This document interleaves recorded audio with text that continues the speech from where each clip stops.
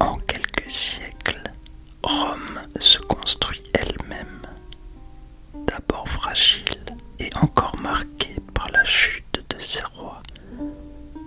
Elle apprend pourtant à survivre dans un monde instable où chaque crise l'oblige à s'adapter. Peu à peu, la cité du Latium gagne en force et en autorité. Rome n'est plus seulement une ville parmi d'autres, elle devient une puissance que ses voisins ne peuvent plus ignorer.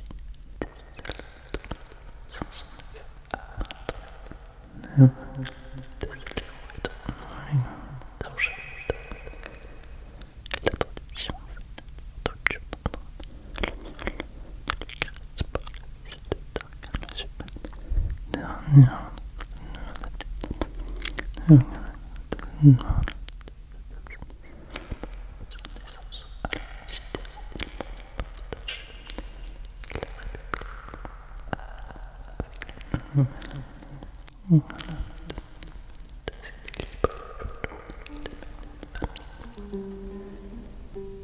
Vers 509 avant notre ère, les rois étrusques sont chassés de Rome. La tradition fait naître cette rupture d'un drame, le viol de Lucrèce par le fils de Tarquin le Superbe, dernier roi de Rome. Le soulèvement qui suit met fin à la monarchie, mais il ne donne pas aussitôt naissance à une cité réellement partagée. La République commence à se construire avec de nouvelles institutions, de nouveaux équilibres et surtout les mêmes grandes familles qui restent au cœur du pouvoir. Les rois ont disparu, mais l'autorité demeure concentrée entre les mains des élites. Rome change de régime sans devenir pour autant une cité apaisée. Cette fragilité se ressent aussi autour d'elle.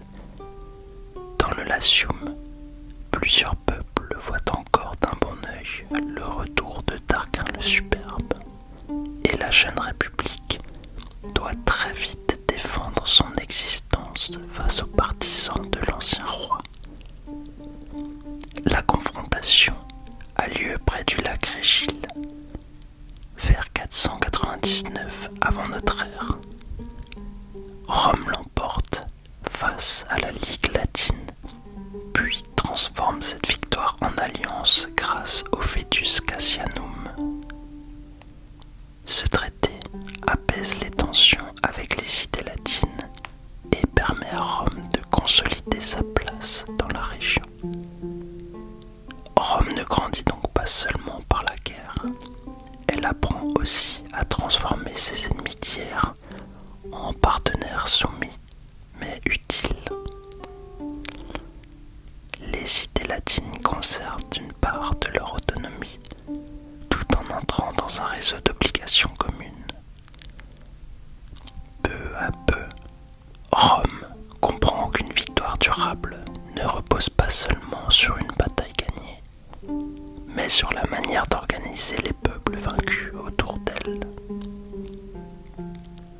Une fois ce premier équilibre trouvé, elle peut tourner son attention vers un autre adversaire, plus ancien et plus proche encore, Véïs, la grande cité étrusque installée au nord du Tibre. Depuis longtemps, Rome et Véïs se disputent le contrôle des marais salants près de l'embouchure du fleuve. Le sel n'est pas un simple détail. Dans l'Antiquité, il permet de conserver les aliments, de nourrir les hommes, d'approvisionner les armées. Contrôler ces marais, c'est donc contrôler une ressource précieuse, un passage stratégique et une partie de la richesse qui circule autour du Tibre. Finalement, après un long siège, Véïs tombe tombe en 396 avant notre ère. Selon la tradition, ce siège aurait duré 10 ans et se serait achevé sous l'action de Camille, l'un des grands personnages militaires de cette période. Mais une victoire aussi longue ne se gagne pas sans transformer Rome elle-même. Pour tenir un tel effort, la cité doit changer sa manière de faire la guerre. Les soldats, qui sont souvent des paysans, restent désormais éloignés de leurs terres pendant des campagnes de plus en plus longues. Peu à peu, la guerre devient plus lourde, plus coûteuse et commence déjà à peser sur l'équilibre social de la cité. Après une victoire décisive, Rome agrandit son territoire, renforce son prestige et devient peu à peu l'une des puissances dominantes du Latium. Pourtant, cette progression extérieure ne suffit pas à faire disparaître les tensions de la cité. Pendant que Rome gagne des terres, une fracture se creuse en son sein. Derrière les campagnes militaires, les traités et les conquêtes, une partie du peuple romain reste tenue à l'écart du pouvoir. Et doucement, cette inégalité devient impossible à ignorer.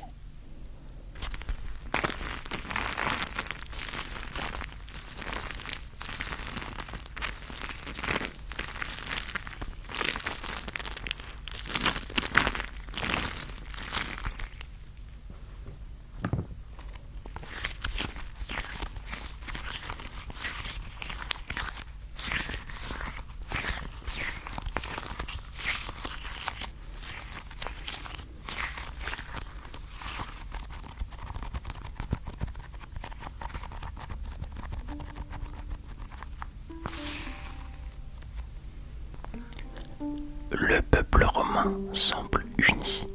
Pourtant, au début de la République, l'unité du populus est fragile. La société est divisée entre les patriciens, issus des anciennes familles aristocratiques, et les plébéiens, qui rassemblent le reste de la population libre. Les patriciens contrôlent les magistratures, les cultes ou les décisions importantes. Les plébéiens, eux, participent à la défense de Rome. Ils travaillent la terre. Ils combattent dans les armées. Mais ils restent aussi largement exclus du pouvoir. En 494, avant notre ère, les plébéiens quittent Rome et se retirent sur le mont Sacré ou sur l'Aventin selon les traditions anciennes. Ce départ n'est pas une simple fuite, c'est une manière de rappeler que la cité ne peut pas fonctionner sans ceux qui la défendent, la cultivent et la font vivre au quotidien. Face à cette pression, les patriciens doivent accepter un compromis. Les plébéiens obtiennent alors leurs propres représentants, les tribuns de la plèbe, chargés de protéger leurs intérêts et capables de s'opposer, grâce au droit de veto, aux décisions qui les menacent. Mais cette première avancée ne règle pas tout. Elle ouvre une brèche. Vers 450 avant notre ère, les lois des 12 tables mettent le droit par écrit.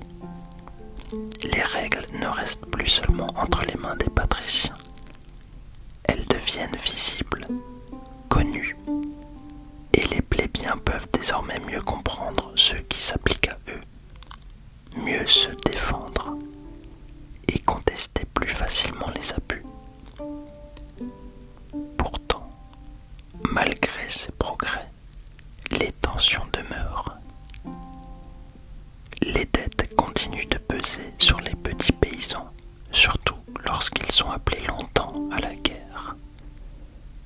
Les terres publiques profitent encore souvent aux plus riches, et même si certaines magistratures s'ouvrent peu à peu, les grandes familles gardent l'essentiel du pouvoir. C'est dans ce contexte que les lois lisigno-sextiennes sont proposées en 367 avant notre ère. Elles cherchent à répondre aux déséquilibres les plus visibles, notamment en ouvrant le consulat aux plébéiens. Peu à peu, la République élargit donc son fonctionnement, sans pour autant devenir réellement égalitaire. En 287 avant notre ère, les lois hortensiennes donnent une valeur générale aux décisions de l'Assemblée de la plèbe. Les plébiscites s'appliquent désormais à l'ensemble du peuple romain. La République trouve alors un équilibre plus large, encore dominé par les élites, mais assez solide pour accompagner un nouveau mouvement: l'expansion progressive de Rome dans toute l'Italie. Peu à peu, Rome prit frontière vers le nord et le nord de la vallée du Tibre. Elle remporte et impose autorité sur le territoire.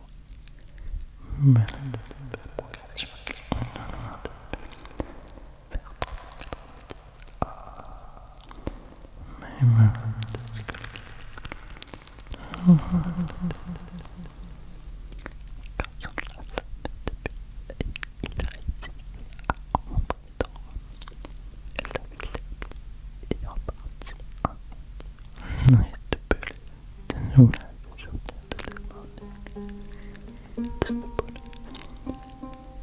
peu à peu, Rome pousse ses frontières vers le nord.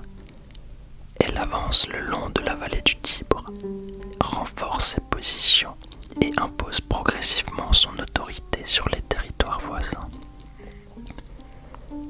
Mais cette progression est brutalement interrompue vers 390 avant notre ère, lorsque des guerriers gaulois descendent vers le sud. Écrasant l'armée romaine près de l'Alia, ils réussissent à rentrer dans Rome. La ville est pillée et en partie incendiée. Le souvenir de cette humiliation marque durablement les Romains. À partir de là, Rome comprend qu'elle doit devenir plus forte pour résister aux dangers qui l'entourent. Après le choc du pillage gaulois, certains peuples voisins ont eux aussi été fragilisés. Rome profite alors de ce déséquilibre pour consolider ses positions. Mais bientôt, elle rencontre un adversaire plus difficile à soumettre: les Samnites, installés dans les montagnes de l'Italie centrale. Ils maîtrisent un terrain que les Romains connaissent peu. Face à eux, Rome comprend que la conquête de l'Italie ne sera pas une simple progression. Les guerres samnites entre 343 et 290 avant notre ère s'étendent sur plusieurs décennies. Rome avance, puis recule. Elle apprend dans la difficulté. En 321, aux Fourches Codines, une armée romaine se retrouve encerclée. Les soldats doivent se rendre et passer sous le joug, un symbole humiliant de soumission. Mais la République se relève. Elle reprend le combat, adapte ses méthodes et finit par reprendre l'avantage. Lors de la troisième guerre samnite, le conflit devient décisif. Une coalition italienne tente de freiner l'ascension de la cité du Latium. Mais là encore, Rome finit par vaincre. L'Italie centrale passe alors progressivement sous son influence. Les peuples vaincus ne disparaissent pas. Beaucoup restent en place, liés à Rome par des traités. Mais désormais, c'est elle qui qui impose le rythme.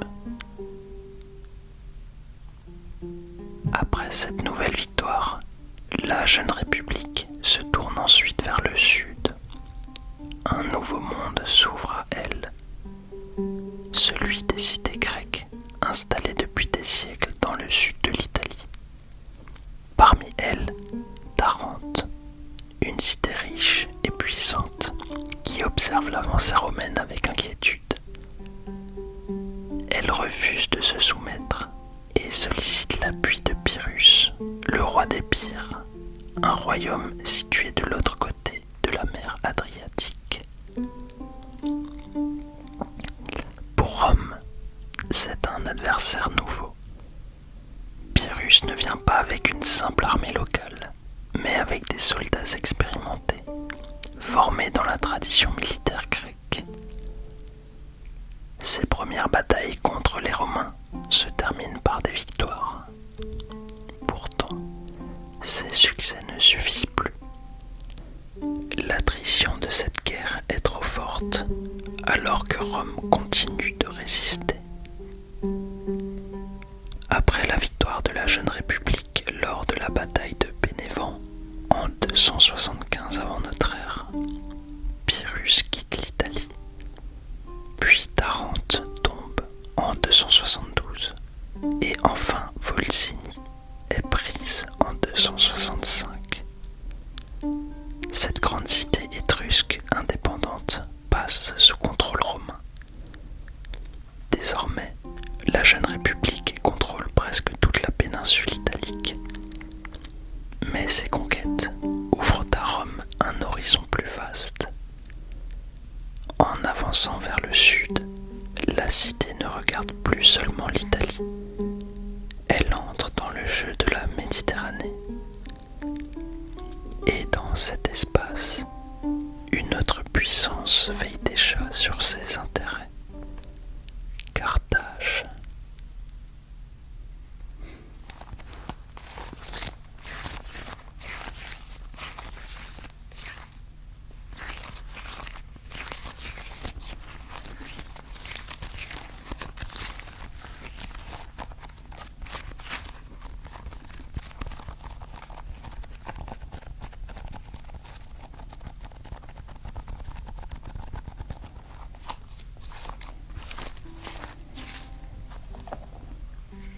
Carthage domine une partie importante du commerce méditerranéen. Présente en Afrique du Nord, en Espagne, en Sardaigne et en Sicile, elle possède une puissance maritime que Rome convoite. En 264 avant notre ère, un conflit local attire Rome au-delà de l'Italie. À Messine, en Sicile, les Mamertins demandent son aide. Mais l'île n'est pas un territoire neutre. Carthage y défend déjà ses intérêts. En envoyant ses troupes, Rome entre donc directement dans une zone de rivalité méditerranéenne. Ce simple appel à l'aide devient le point de départ de la première guerre punique. Pour la première fois, Rome ne combat plus seulement pour dominer l'Italie. Elle affronte une puissance capable de lui disputer la Méditerranée. La guerre dure plus de 20 ans. Rome, habituée au combat terrestre, doit découvrir un autre champ de bataille, la mer. Les débuts sont difficiles. Les victoires alternent avec les revers et l'expédition contre Carthage en 255 avant notre ère tourne au désastre. Pourtant, la cité ne cède pas. Elle reconstruit et insiste. En 241, près des îles Égates, sa flotte remporte une victoire décisive. Carthage abandonne la Sicile et accepte de payer un lourd tribut. Pour Rome, c'est un basculement, car elle devient aussi une puissance navale. Finalement, le traité de Lutation à la guerre. Mais pour Carthage, cette paix a le goût d'une humiliation. Et derrière le silence de la défaite, l'idée d'une revanche commence déjà à grandir. Cette revanche prend bientôt un nom. Hannibal Barca, l'un des plus grands généraux de Carthage. En 219 avant notre ère, il s'empare de Sagonte, une ville alliée de Rome. Cette fois, la rupture est inévitable. L'année suivante, Hannibal choisit l'audace. Plutôt que d'attendre Rome, il traverse les Alpes et surgit en Italie. Le passage est terrible, mais son armée tient encore debout. Alors commence une série de défaites qui ébranlent profondément la République. Au Tessin, près du lac Trasimène, puis à Cannes, en 216 avant notre ère, Rome subit l'un des pires désastres de son histoire. Pourtant, elle ne s'effondre pas. Elle refuse d'affronter Hannibal comme il le voudrait.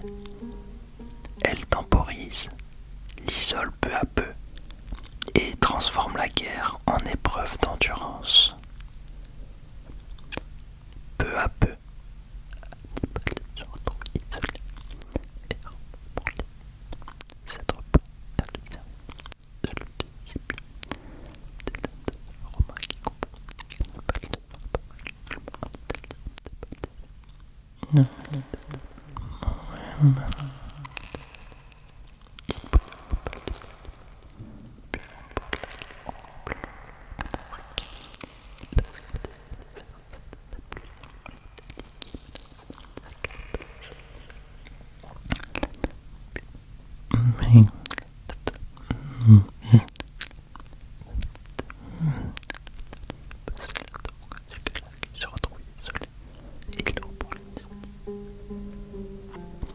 Peu à peu, Hannibal se retrouve isolé et Rome reprend l'initiative.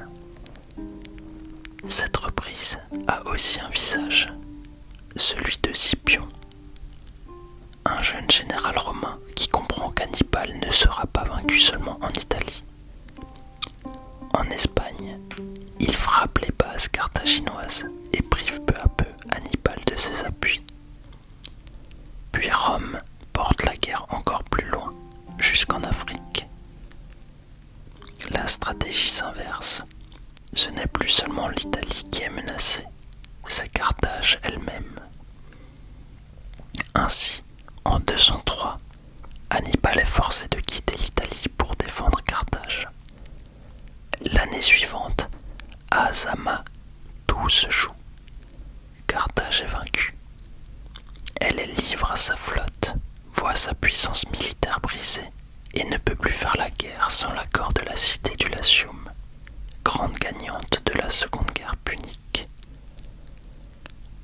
Pour Rome, la victoire est immense, mais elle a un prix.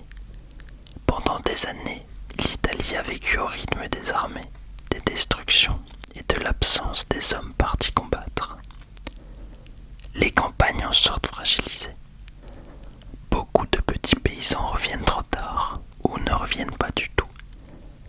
Dans ce vide, les grandes propriétés progressent, la grande richesse se concentre et l'ancien équilibre social commence à se fissurer. Une fissure encore discrète, mais qui finira par traverser toute la République. Au 1er siècle avant notre ère, elle devient une crise ouverte. Cette période s'affiche maintenant sur ton écran. Pour poursuivre cette série, clique sur la vidéo à droite. Et pour une lecture automatique et chronologique de la série, je te